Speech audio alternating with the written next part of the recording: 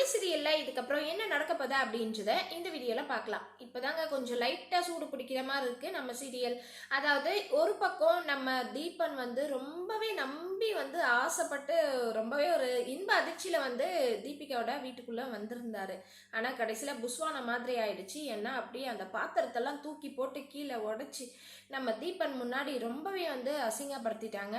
இங்க பாரு, பொண்ணுக்காக தான் புருஷன் மண்டாட்டியா நடிக்கணுன்றதுக்காக தான் நான் உன்னை கூப்பிட்டேன், உண்மையா வாழ்றதுக்காக இல்லை அப்படின்னு சொல்லிட்டு தீபிகா சொல்றாங்க. இன்னொரு பக்கம் தீபன் என்ன தீபிகா இப்படி சொல்ற, நம்ம பொண்ணுக்காக நம்ம ரெண்டு பேரும் சேர்ந்து வாழலான்னு சொல்லி தானே நீ என்ன அங்கிருந்து கூப்பிட்ட அப்படின்னு சொல்லிட்டு சொல்றாரு.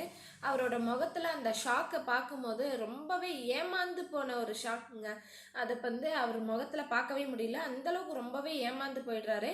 பாவம் ரொம்பவே ஆசையா விஜய் கிட்ட மூடு மாறத்துக்குள்ள உடனே பொட்டி படிக்க எடுத்துட்டு வீட்டுக்கு போய் சேர்ந்துடணும் அப்படின்னு சொன்னாரு. கடைசியில இந்த தீபிகா இந்த மாதிரி பண்ணதும் மனசுடைஞ்சு போயிட்டாருன்னே சொல்லலாம் தீபன். அந்த அளவுக்கு ரொம்பவே காயப்படுத்துறாங்க தீபிகா. இதுக்கெல்லாம் கண்டிப்பா ஒரு நாள் அவங்க பதில் சொல்லிதான் ஆகணும்.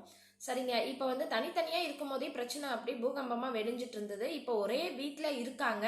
நம்ம மல்லியோட அந்த சுடரோட கொலை கேஸ்ல பக்கத்துல இருக்கிறதுனால ஒவ்வொரு விஷயமும் ரெண்டு பேருக்கும் லீக் அவுட் ஆகும். இதனால கொஞ்சம் நல்லா இருக்கும் அப்படின்னு நினைக்கிறேன். சரிங்க, இதெல்லாம் ஒரு பக்கம் இருக்க. இன்னொரு பக்கம் இந்த மயிலுக்கும் விஷயம் லைட்டா லீக் அவுட் ஆக ஆரம்பிச்சிருக்கு. அது யாரால அப்படின்னு பாக்குறீங்களா? இப்போ ஒரு ரூம்ல அந்த தினேஷ் மயிலை விட்டுட்டு சரி நான் பட்டு புடவை தாலி கல்யாணத்துக்கெல்லாம் வாங்க போறேன் அப்படின்னு சொல்லிட்டு கிளம்பி போயாச்சு. கிளம்பி போகும்போது என்ன நடக்குதுன்னா, அந்த ரூம் பாய் அதுல ஒருத்தனை டேய் இந்த மாதிரி ஒரு பொண்ணை ரூம்ல விட்டுருக்கேன், பத்திரமா பார்த்துக்கோ அப்படின்னு சொல்லிட்டு சொல்றாங்க. அதுக்கு முன்னாடியே அந்த பையன் என்னென்ன ரொம்ப நாள் ஆளே காணோம் அப்படின்னு சொல்லிட்டு சகஜமா பேசுறான். இது வழக்கம் போல ஒவ்வொரு டைமுக்கு ஒவ்வொரு பொண்ணை பிடிச்சிட்டு இந்த ரூம்ல ஸ்டே பண்ண வச்சுட்டு தான் அவங்க வேலையை ஸ்டார்ட் பண்றாங்க. ஸோ அப்படி இருக்கும்போது அந்த ரூம் பாயா இருக்கிற ஒருத்தனும் அந்த தினேஷோட ஆளு தான். ஆனா அந்த ரூம் பாய் கூட இன்னொரு ஒரு ரூம் பாயும் இருந்தாரு, கொஞ்சம் வயசானவர். அவர் பாத்தீங்கன்னா முழிக்கிறாரு. அப்படி இருக்கும்போது அவருக்கு இந்த விஷயம் தெரியாது, அவர் நல்லவரா இருக்காரு. ஸோ இப்போ நம்ம அந்த தினேஷோட ஃப்ரெண்ட்ஸ் எல்லாம் வெளியே போனதுக்கப்புறம் அந்த ரூம் பாய், அதாவது நல்லவராக இருக்கார் இல்லைங்களா, எதுவுமே விஷயம் தெரியாத இருக்கிற அந்த ரூம் பாய் என்ன பண்ணுறாருன்னா, நம்ம மயில் தங்கி இருக்கிற அந்த ரூமை போய் தட்டுறாரு. உடனே மயில் யார் இது என்ன வேணும் அப்படின்னு சொல்லிட்டு ஓப்பன் பண்ணுறாங்க. ஓப்பன் பண்ணால் அவங்க ஏதோ கையில் பேப்பரை என்னன்னு சொல்லிட்டு தெரியல அதை வச்சுருந்து அவங்க சொல்கிறாங்க, இந்த மாதிரி உன் கூட இருக்கிற அந்த தினேஷ் நல்லவன் இல்லை, அவன் உன்னை உன்கிட்ட இருக்கிற நகையை பறித்து பணமாக மாற்றிக்கிட்டு உன்னை கோவா பார்ட்டிக்கு யாருக்கும் விற்க போகிறான் அப்படின்னு சொல்லிட்டு சொல்கிறாங்க. ஸோ அது மட்டும் இல்லாமல் ஃபோன்லேயும் ஃபோன் பண்ணி ஏதோ சொல்கிறாங்க, இந்த விஷயத்த ஏதோ சொல்கிறாங்க ஃபோன் பண்ணி.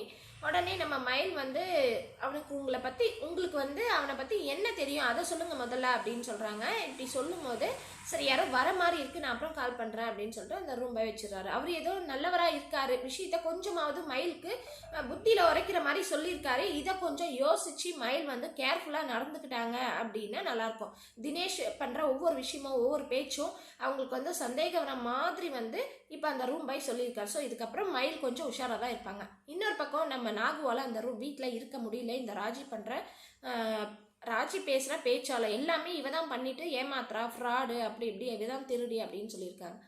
ஸோ உடனே அங்கே இருக்க முடியல, நாகு பொட்டி படிக்கலாம் எடுத்துக்கிட்டு நான் கிளம்புற மல்லி, என்னால் இதுக்கப்புறம் இங்கே இருக்க முடியாது, அது போனால் போயிட்டு போகுது அப்படின்னு சொல்லிட்டு சொல்கிறாங்க. அதுக்கு விஜயும் மல்லியும் ஏன் இருங்க அப்படி இப்படின்னு சொல்கிறாங்க.